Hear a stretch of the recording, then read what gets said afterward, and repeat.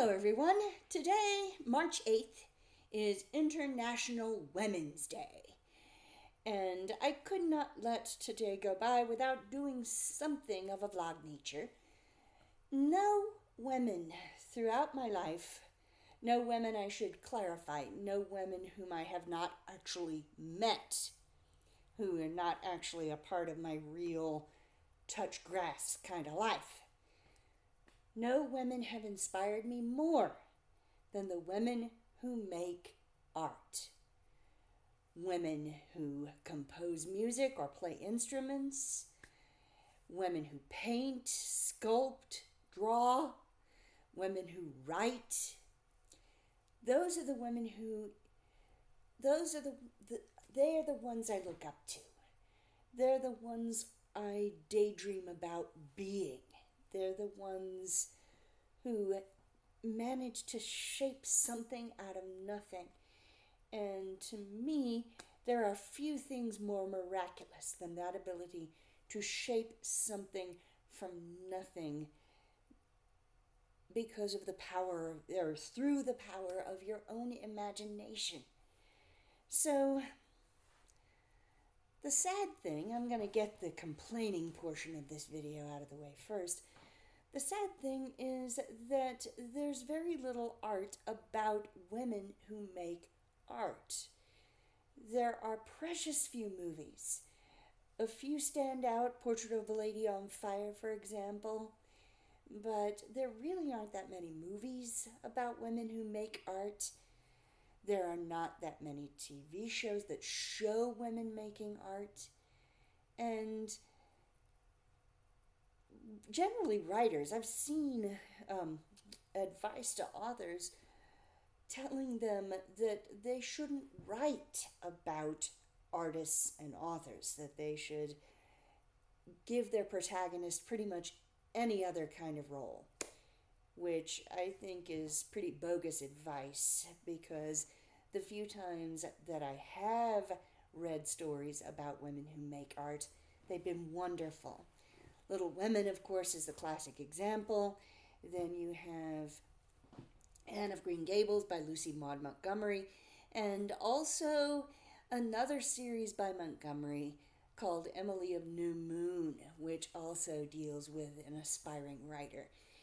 And then you have, much later, Anne McCaffrey's Harper Hall trilogy, which starts with Dragon Song, and it deals with a young woman who wants to become a harper, and she can compose music, and McCaffrey manages to show us this rather than just tell us this by including some of the lyrics to her songs that are really quite lovely poetry. So I would say disregard that advice. You can, and if it's in you, if that story is in you to tell, you should tell stories about women who make art. I know because I've done it myself. So that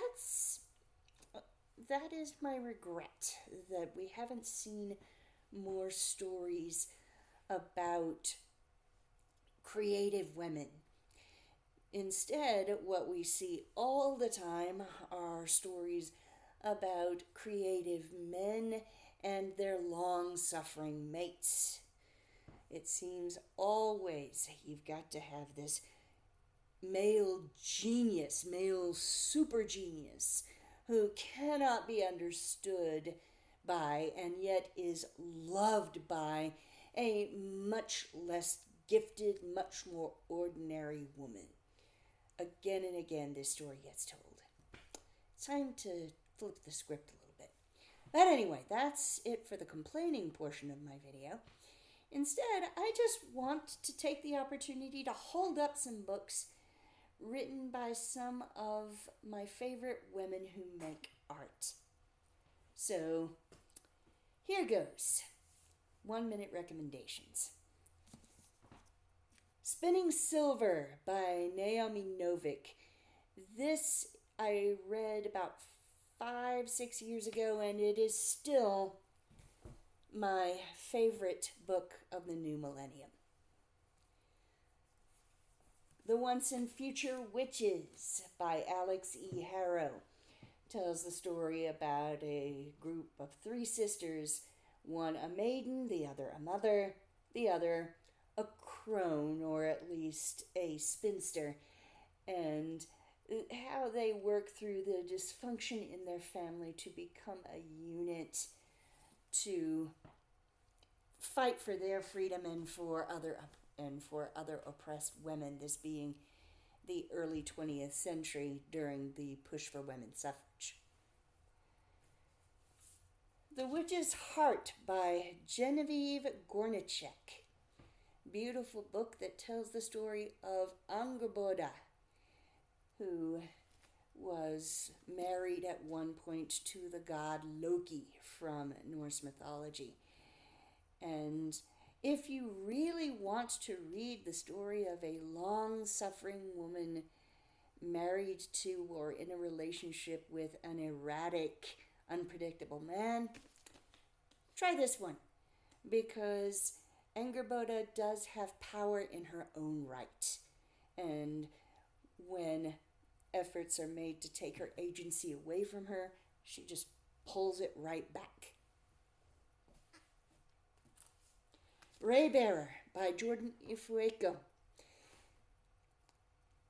There has, I mentioned when I was talking about the adventures of Amina al-Safari, there is a move afoot to diversify fantastic settings so that they're not all medieval European. And Raybearer by Jordan Ifueko is a beautifully written YA novel that takes its inspiration from African cultures. And sadly, it's flown under the radar in a lot of ways, and it deserves to be talked about a lot more. And this is one of those YA books that legitimately can be enjoyed by older readers. It avoids a lot of the tropes, the overused tropes like insta-love, for example, that too many people have started to wrinkle their nose in disdain at YA in general because of those tropes. If you're interested in something that retells a story from ancient Greek mythology, Ithaca by Claire North might just be the story for you. This is the story of Penelope while she is waiting for Odysseus' return and navigating the treacherous environment that her own home has become, thanks to the imposition of innumerable suitors who want to claim her power and her husband's power for their own. And in this story, Penelope is surrounded by a lot of other interesting women, and this is something I have not seen before that I was particularly charmed by, and that is that the story is told from the point of view of the goddess Hera. Hera is one of those goddesses who almost never gets a really fair shake in retellings. She it boils down to Zeus's jealous wife. That's all she ever gets to be. But she gets to tell this story, and her voice is quite unique. Gods of... Sorry, I've been battling a cough lately. Gods of Jade and Shadow by Sylvia Moreno Garcia. This is what I call Twilight done right. And by that I mean it is the only love story between a normal girl and an ultimate powerful supernatural being that I have actually liked. For one thing, the girl in this, Cassiopeia, actually has a degree of personality, and the relationship between these two people evolves naturally, and it really is a very sweet story. And finally, The Golem and the Genie. This is a bit of an old one. I read this more than 10 years ago. But Helena Wecker's story of a golem and a genie in late 19th century San Francisco is still a delight to me. So, beautifully written, fantastic prose that made me super envious. Definitely give this one a look. So, that was me honoring women who make art, and it will not be the last time I do this, but happy International Women's Day.